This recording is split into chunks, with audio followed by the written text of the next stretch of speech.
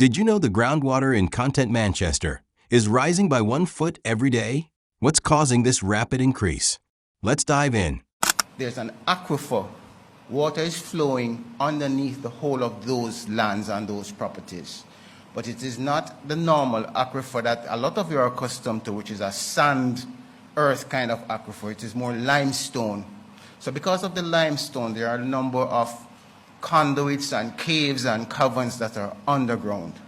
So the groundwater has been flowing into the area. What is happening also is that groundwater advances very slowly. It doesn't advance forward underground as fast as a river flows above ground. So because it advances slower, and we had a lot of rain through Melissa, a lot of rain before Melissa, it means that our aquifer, in simple terms, filled up.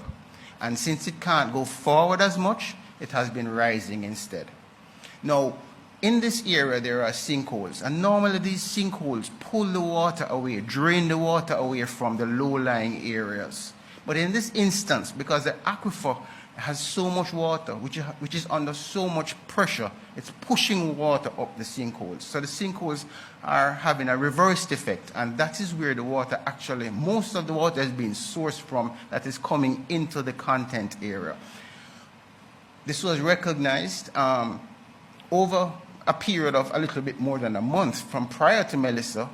We'd been monitoring, and underground, the water has risen roughly 300 feet.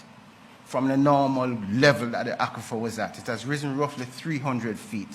A little bit more now, because now it has also popped out and is coming up out of the ground in these areas.